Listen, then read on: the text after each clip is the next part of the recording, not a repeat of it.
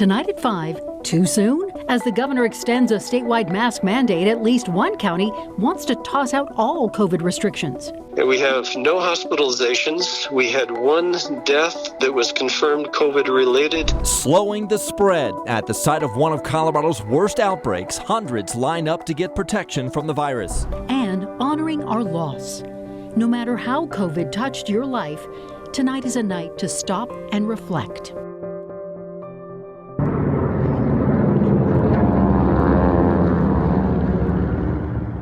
Those World War II era planes, part of a ceremony to remember 1 year of a devastating pandemic. Do you remember where you were on March 5th, 2020? I know I was sitting right here telling you about the first confirmed case of coronavirus in the state of Colorado. It was very surreal, and it would only be a few hours before we learned the sick man was just visiting Colorado.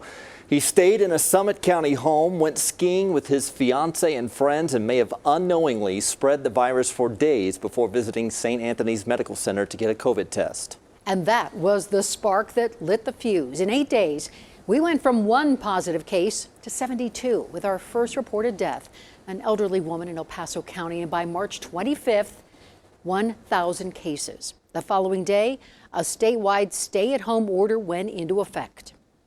Our generation is being called upon to sacrifice to save the lives of our fellow Coloradans and our fellow Americans. It was still tough to understand at that point, but the 12 months since have been a roller coaster, we know. In April, COVID patients filled nearly 1,300 hospital beds. We have so many healthcare heroes to thank. We thought that would be the peak. Things slowed down in late May and June, and by July, bars and restaurants were starting to reopen. It's also when Governor Polis announced a statewide mask mandate. And it certainly seemed like things had slowed down. And then between Halloween and Thanksgiving, well, the number of people in Colorado hospitals tripled. The period right after Thanksgiving is the closest we came to exceeding hospital capacity. We were introduced to the COVID dial as all of the Denver Metro moved to level red, the most serious restrictions. And then light at the end of the tunnel. The news of a vaccine. Pfizer received approval first, and Colorado received its first shipment December 14th. The number of people hospitalized with COVID has been on the steady decline since the day that first shipment arrived. That was a moment that nearly brought our governor to tears. This has been on the shoulders of every Colorado family. Whether you got COVID or not, whether you personally lost somebody or not, the economic, the social impact, the psychological impact. This has been a very tough year. So now with a tough year turning into a tough second year, there are many corners of our state anxious to reopen. Tiny Custer County, population 5,000, plans to lift all public health restrictions, even as state leaders insist they can't. Denver7 political reporter Megan Lopez explains how a small county debate reflects a statewide concern. You have to consider lifting the restrictions. After a year of COVID, a year of executive orders and state control in southern Colorado, I move that we lift the COVID restrictions for Custer County. A push to return to normal. We're down to 0% positivity. We have no hospitalizations. We had one death that was confirmed COVID-related. This week, the county's relatively new Board of Health did away with all COVID restrictions. You're not telling everybody to run around footloose and fancy-free. We're just taking responsibility for it ourselves. Something CDPHE says they don't have the power to do due to a series of executive orders issued by Governor Polis. We're reaching out to Custer County to find out what they'd like to do. The governor says he's watching states like Texas that have lifted restrictions. And even though Colorado's COVID and vaccine numbers are moving in the right direction, I think the time is not now, but the time will come. At the state capitol, Cutter. No. Republicans have been fighting for local control practically since the pandemic began. The latest push came in the form of 2 more bills debated in a House committee on Friday. It's top-down dictated. This is how you will do this, and we're going to approve these. And I think that there is pushback because that violates kind of the principle of representative government. But with a Democrat majority, once again, they were shot down. The only way we are actually going to get through this is, in fact, if we unite and have a united front against this pandemic. For the governor, on this 1-year anniversary of the first case of COVID in Colorado, We really look forward to embracing that localized approach to addressing COVID. But it's up to him to decide exactly when that will be. Megan Lopez, Denver7. As of tonight, about 9% of our state is fully vaccinated. More than 46,000 people received a dose of the vaccine yesterday. And coronavirus was the third leading cause of death in our state last year. To date, nearly 6,000 people have lost their lives to the virus. More than 400,000 people got sick.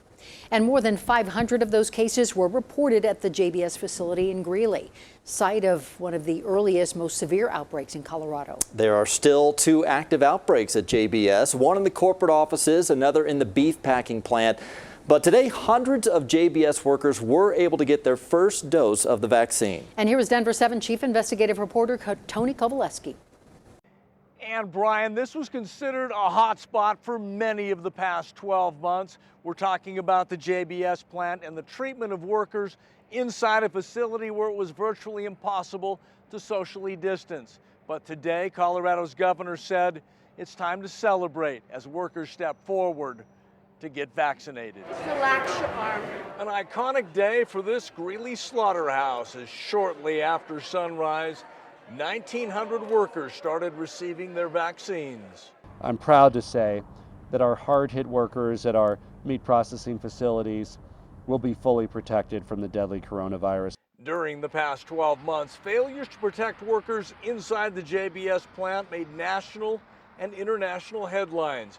Questions about placing profits over safety were exposed in several Denver7 investigations. I want them to know that those employees are in danger. They know how serious this is. There is no real excuse for not taking every precaution they can to keep their workers and their business safe. In the shadow of his prior criticisms, we asked Colorado's governor to reflect on the past 12 months. You're celebrating today, but could you give us an assessment of this past year, an overall report card on what this corporation did and maybe the lessons that were learned?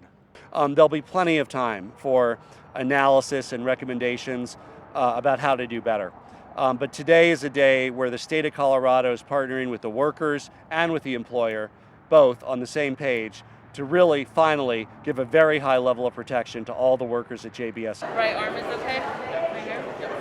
JBS also announced that the plant will be shut down on Saturday, allowing more workers to get the vaccine. And then you'll go head down that way and they're going to have you in an observation area for that time, okay? Today I wanted to focus on our members getting the vaccine because this is a big step in the healing process, I believe, and also to add that additional layer of safety for these employees. A second round of vaccines will be given on Saturday as the goal here to get as close to 100% of all JBS workers vaccinated as possible.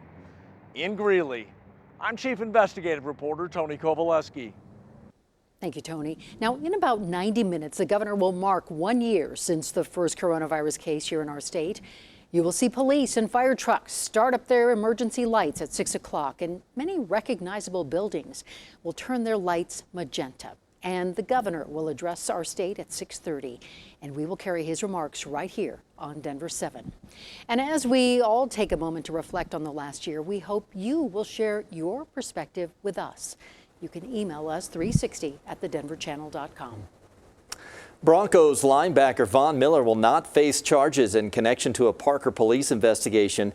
In a brief statement today, the 18th Judicial District Attorney's Office said it cannot meet the standard of beyond a reasonable doubt.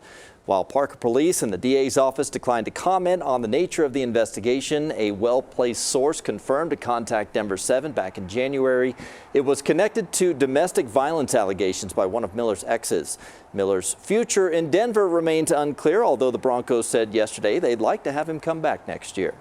It appears the explosion that sent plane engine parts raining on Broomfield may have been caused by simple wear and tear.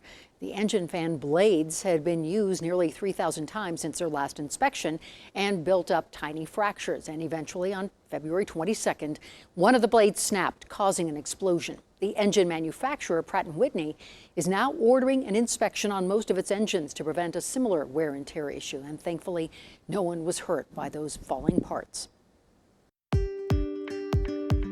Warmer than average temperatures across much of the United States, and that includes Colorado. I'll let you know what your weekend forecast looks like. Plus, we'll take a look back at Denver's prohibition of 2020. And we'll show you the creative ways Colorado restaurants are trying to change the delivery game. Business is business, so we're willing to do whatever we have to do to make it work.